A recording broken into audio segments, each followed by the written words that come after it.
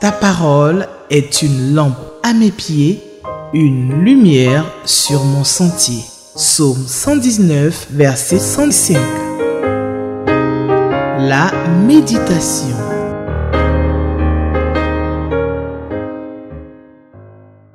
Shadrach, Meshach, Abel-Négo, témoins fidèles du Dieu très haut. Shadrach, Meshach, Abel-Négo, chantons ces trois vaillants héros.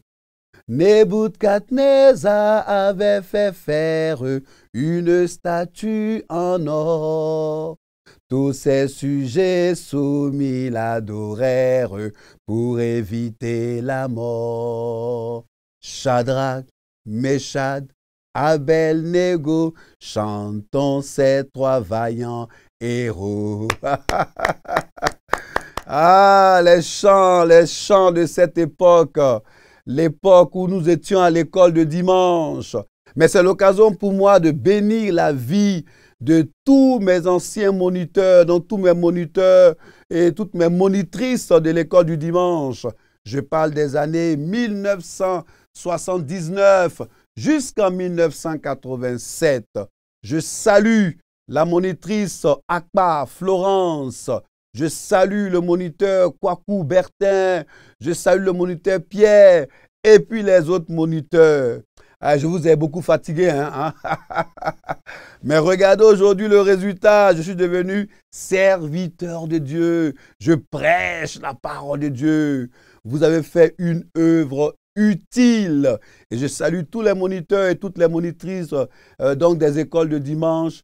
Ne pensez pas que votre œuvre est inutile ou est vaine. Vous allez voir, bien plus tard, le résultat sera probable. Le résultat sera effectif. Vous allez voir les fruits. Donc, à partir de ce chant d'introduction, vous imaginez aisément que nous allons parler de Daniel et de ses compagnons. La Ligue pour la lecture de la Bible nous propose pour la méditation de ce jour Daniel, chapitre 1, du verset 1 jusqu'au verset 21. Voici donc notre texte de méditation et je vais lire la parole de Dieu dans la version Louis II. Je voudrais vous inviter, chers téléspectateurs, à prier le Seigneur avant la lecture de sa parole. Nous te bénissons, Seigneur, et nous te louons pour ta parole, pour ces trois vaillants héros, pour Daniel et ses compagnons. Seigneur, beaucoup d'enseignements seront tirés dans le passage que nous allons lire. Donne-nous l'intelligence nécessaire, donne-nous la sagesse nécessaire, donne-nous la bonne interprétation de ta parole. Que ton nom soit béni au nom de Jésus-Christ. Amen. Voilà, j'espère, chers téléspectateurs et vous qui nous suivez via d'autres canaux, que vous avez votre Bible, votre lecteur de la Bible et si c'est le cas, nous passons à la lecture de la parole de Dieu. Daniel chapitre 1, du verset 1 jusqu'au verset 21. La troisième année du règne de Joachim, roi de Juda, Nebuchadnezzar, roi de Babylone, marcha contre Jérusalem et l'assiégea. Le Seigneur livra entre ses mains Joachim, roi de Juda, et une partie des ustensiles de la maison de Dieu. Nebuchadnezzar emporta les ustensiles au pays de Shinéar, dans la maison de son Dieu. Il les mit dans la maison du trésor de son Dieu. Le roi donna l'ordre à Ashpenaz, chef de ses eunuques, d'amener quelques-uns des enfants d'Israël, de race royale ou de famille noble. De jeunes garçons sans défaut corporel, beaux de figure, doués de sagesse, d'intelligence et d'instruction, capables de servir dans le palais du roi, et à qui l'on enseignerait les lettres et la langue des Chaldéens. Le roi leur assigna pour chaque jour une portion des mets de sa table et du vin dont ils buvaient, voulant les élever pendant 3 années, au bout desquelles ils seraient au service du roi.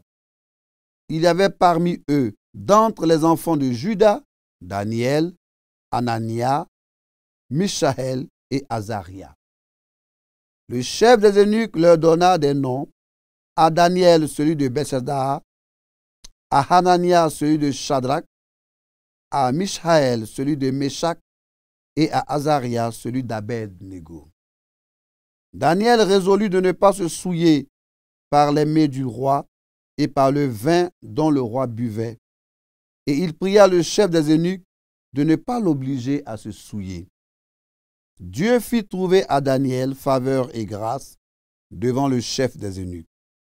Le chef des eunuques dit à Daniel, « Je crains mon Seigneur le roi, qui a fixé ce que vous devez manger et boire.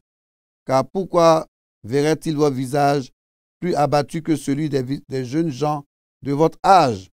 Vous exposeriez ma tête auprès du roi. » Alors Daniel dit à l'intendant à qui le chef des eunuques avait remis la surveillance de Daniel, de Hanania, de Mishaël et d'Azaria. « Éprouve tes serviteurs pendant 10 jours, et qu'on nous donne des légumes à manger et de l'eau à boire. Tu regarderas ensuite notre visage et celui des jeunes gens qui mangent les mets du roi, et tu agiras avec tes serviteurs d'après ce que tu auras vu. » Il leur accorda ce qu'ils demandaient et les éprouva pendant 10 jours.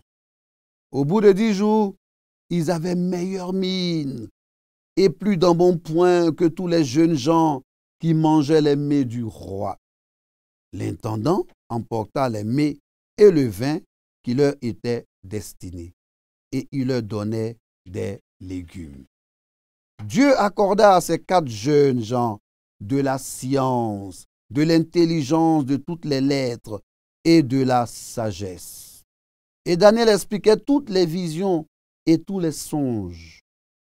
Au thème fixé par le roi, pour qu'on les lui amena, le chef des eunuques les présenta à Nebuchadnezzar. Le roi s'entretient avec eux, et parmi tous ces jeunes gens, il ne s'en trouva aucun comme Daniel, Hanania, Mishaël et Azaria. Il fut donc admis au service du roi. Sur tous les objets qui réclamaient de la sagesse et de l'intelligence, et sur lesquels le roi les interrogeait, il les trouvait 10 fois supérieurs à tous les magiciens et astrologues qui étaient dans tout son royaume. Ainsi fut Daniel jusqu'à la 5e année du roi Cyrus. J'ai envie de dire simplement, acclamons la parole du Seigneur. Acclamons la parole du Seigneur. Alors, donc, vous savez que le lecteur de la Bible nous pose toujours des questions pour nous aider, bien sûr, dans la méditation de la parole de Dieu. Et pour ce jeudi 31 octobre 2024, les questions du lecteur sont donc question 3 et question 7. Alors, le livre de Daniel s'ouvre avec une situation dramatique. Le peuple d'Israël qui depuis 3 ans a changé de roi, donc on parle de Joachim, vit dans le péché. Dieu qui ne peut pas donner sa gloire, Dieu qui ne peut pas donner sa gloire, Dieu qui ne peut pas donner sa gloire à des idoles, le sanctionne le peuple, mais de la façon la plus humiliante possible. Un roi païen, Nebuchadnezzar, roi de Babylone, est chargé, écoutez-moi très bien, chargé par l'Éternel lui-même d'exécuter la sentence. Jérusalem est assiégée. Vieux et jeunes sont déportés loin de leur terre, donc privés de liberté et de dignité. Le temple, mais qui est le lieu d'adoration de l'Éternel, est vidé de sa substance. Les ustensiles, on l'a vu tout à l'heure dans la lecture. Mais l'objectif du livre de Daniel était d'encourager les Juifs exilés en leur révélant le plan de Dieu pour eux. Donc les exilés Ce livre-là avait pour but de leur révéler le plan de Dieu pour eux, à la fois pendant et après la période de domination mondiale des païens. Le thème central est le contrôle souverain exercé par Dieu sur toutes les nations et leurs dirigeants, avec leur remplacement final par le roi véritable, Jésus-Christ, le roi véritable. Alléluia, alléluia. Dieu n'avait pas subi une défaite, hein? Dieu n'avait pas subi une défaite lorsqu'il avait permis la chute d'Israël. Il faut bien qu'on s'entende. Donc Dieu n'a pas subi une défaite lorsqu'il avait permis la chute d'Israël. En réalité, il était à l'épreuve. Il était à l'œuvre, pardon. Il était à l'œuvre. Dieu était à l'œuvre. Dieu était dans sa providence pour accomplir son dessein. Et son dessein, c'était quoi? La pleine manifestation de son grand roi Jésus-Christ. Alléluia! Où que vous soyez, applaudissez pour ce Jésus-Christ. Donnez gloire à son nom. Donnez gloire à Jésus-Christ de Nazareth. Alléluia. Mais un élément clé du thème de la souveraineté de Dieu est la venue du Messie, la venue de Jésus, pour régner sur tout le monde et sur tous les hommes. Un élément étroitement lié au thème est aussi la manifestation de la puissance souveraine de Dieu au travers des miracles. Au travers des miracles. Écoutez, c'est l'une des 6 époques où dans la Bible, l'accent est mis sur les nombreux miracles. C'est l'époque où dans la Bible, l'accent est mis sur les nombreux miracles accomplis par Dieu pour atteindre ses objectifs. Je voudrais qu'on s'arrête un peu là.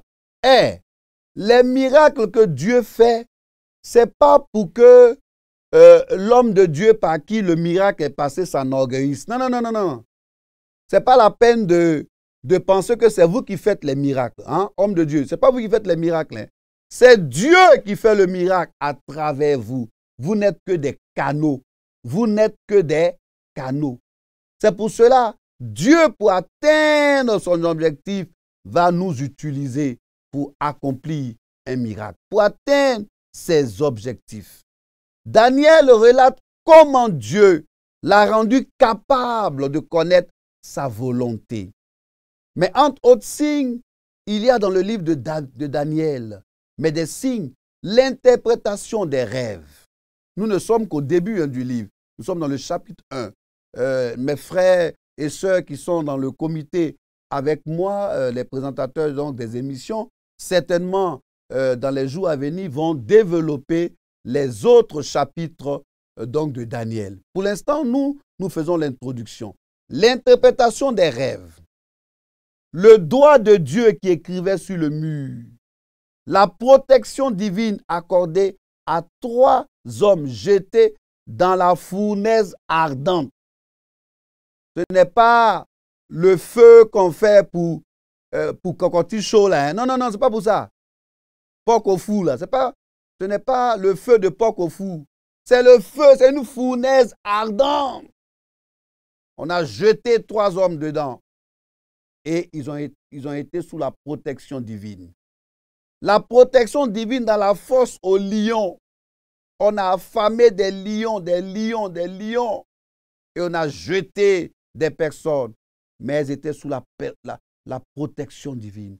Les prophéties surnaturelles. Mais terminons notre introduction par dire que Daniel veut dire Dieu juge. Daniel était un jeune homme, membre d'une famille de l'aristocratie judéenne. On va me demander, Koudou, ça veut dire quoi encore, aristocratie? Aristocratie, là, ça veut dire quoi, Koudou? Je vais vous expliquer, ne vous inquiétez pas. L'aristocratie, c'est-à-dire que Daniel était d'une famille noble, c'était un enfant de boss, comme on le dit chez nous ici en Côte d'Ivoire. Il est né avec une cuillère en or dans la bouche. Donc, il n'est pas un Yalais, ce n'est pas un enfant de pauvre. Non, il fait partie d'une grande famille. Il a un grand nom. Le livre de Daniel encourage les chrétiens, les fidèles, à suivre les préceptes de l'Éternel, même au milieu des incroyants. Même au milieu des incroyants, des païens. Le chrétien ou la chrétienne se doit de préserver la foi, quelles que soient les épreuves et les persécutions. Quelles que soient les épreuves et les persécutions. Je voudrais ouvrir ici une parenthèse sur les épreuves que nous avons connues du Covid ou de la Covid, on ne sait plus qu'est-ce qu'on dit. Peut-être du Covid, de la Covid, bon, enfin les deux, de Covid, prenons ça comme ça. Quand donc ce malheur, je dis ça comme ça, est arrivé ici en Côte d'Ivoire, mais la foi de certains donc a pris un coup. Certains n'allaient plus à l'église parce que les églises étaient fermées, soit à effectif très réduit, et c'était difficile pour certains. Juste une petite épreuve de Covid. On a vu que certains avaient une foi, mais très liquéfiée, une foi faible. Je voudrais fermer cette grosse parenthèse.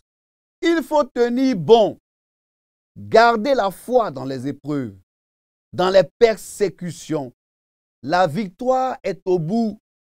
La délivrance est aussi assurée par l'Éternel, le Dieu Tout-Puissant. Alléluia! Le Dieu Tout-Puissant. Daniel et ses compagnons sont déportés.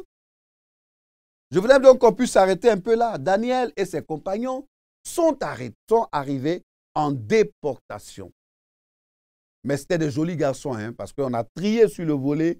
On a vraiment trié des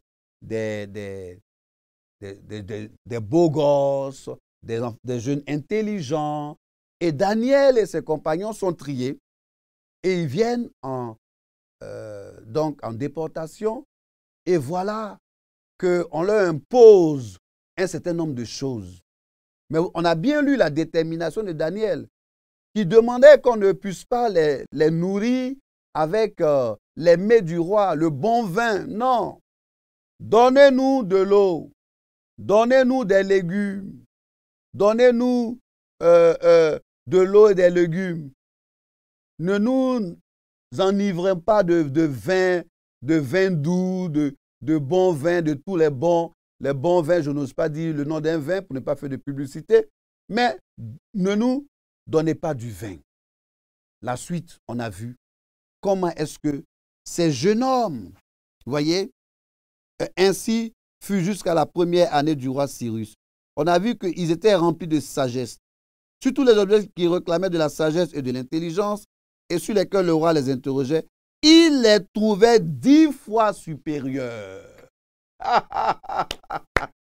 Quand tu ne fais pas de compromission, quand tu n'es pas dans des choses louches, quand ta vie n'est pas louche, quand tu n'as pas une double vie chrétienne, on te connaît sur une face chrétienne et puis les païens, les moabites, les goïms, eux aussi te connaissent sur une autre face. Ça m'amène à rendre un petit témoignage. Nous étions allés à une levée de corps, ici à Abidjan, en Côte d'Ivoire. Un frère en Christ est décédé. Nous sommes allés à une levée de corps. Et on arrive à la levée de corps. Naturellement, on va lire la parole de Dieu, on va apporter un message, pas pour le mort, parce que lui, il est déjà parti, mais profiter pour évangéliser. Et puis, des amis du défunt sont là, parce qu'il appartenait malheureusement à une secte, il appartenait à un groupe occulte. Et eux, ils étaient étonnés de tout ce qu'on disait du défunt, du frère en Christ décédé. Ils sont étonnés.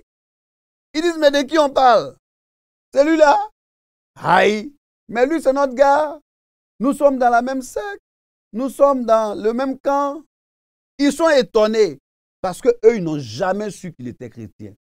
Ils n'ont jamais su qu'il était chrétien. Vous voyez, quelquefois, à des obsèques, mais on vante les mérites du frère, de la sœur, alors que d'autres les connaissent sous un autre angle. Il n'est même pas un angle chrétien. Le lecteur de la Bible nous pose des questions. Je vous l'ai dit tantôt. Et donc, la question 3 et la question 7, voici les deux questions que le lecteur de la Bible va nous poser. Question 3. Y a-t-il un exemple à suivre ou à ne pas suivre? Vous imaginez avec moi, il y a un exemple à suivre. Et notre exemple à suivre, n'est-ce pas, il est ici. Au verset 8.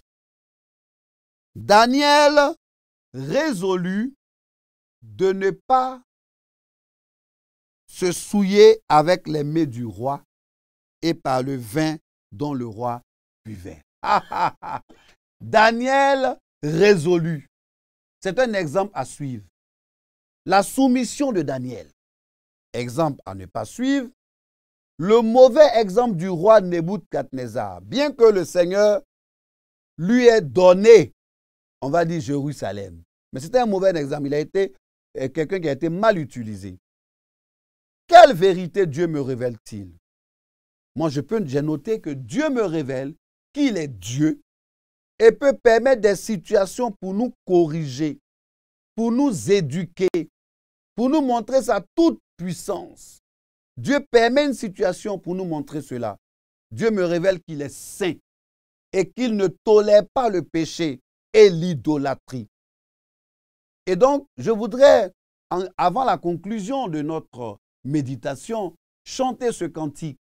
Quand le vol de la tempête vient assombrir ton ciel bleu, au lieu de baisser la tête, compte les bienfaits de Dieu. Compte les bienfaits de Dieu. Mets-les tous devant tes yeux.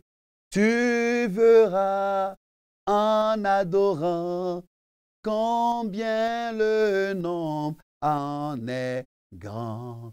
Compte les bienfaits de Dieu. Dieu a fait beaucoup de choses pour toi et il continue de faire des miracles dans ta vie. Je voudrais saluer tous les Daniel, Shadrach, Meshach, Abed-Nego. Daniel chapitre 1, verset 1 jusqu'au verset 21. Voici donc le texte qui a été soumis à notre méditation. Je voudrais donc terminer par la prière et après cela, nous allons faire la conclusion. Seigneur, nous te bénissons pour ta parole. Merci pour ta parole qui est lumière. Daniel, nous voulons tous des Daniel et ses compagnons et ne pas nous souiller avec la compromission, nous souiller avec le péché, avec tout ce qui n'est pas clair, les choses louches, les choses qui ne glorifient pas Jésus-Christ. Seigneur, donne-nous ce jour de mettre ta parole en pratique au nom de Jésus-Christ. Amen. Pour tous ceux qui nous suivent via Internet, je vous prie de faire des commentaires, d'apporter des commentaires chaque fois pour qu'on puisse s'améliorer, pour qu'on puisse s'améliorer. On n'a pas la science infuse, n'est-ce pas? Voilà. Je voudrais saluer particulièrement donc Betty, qui est du côté de la porte de Saint-Cloud, c'est à Paris. Je te salue, chère sœur Betty. Je salue aussi respectueusement le pasteur Yeo et toute la communauté à Aubervilliers. Toute l'équipe de production se joint à moi pour implorer la grâce de Dieu pour la paix en Palestine, à Gaza, au Liban, en Israël, en Ukraine, en Russie et partout dans le monde. Shalom. Ta parole est une lampe à mes pieds, une lumière sur mon sentier. Psaume 119, verset 105. La méditation.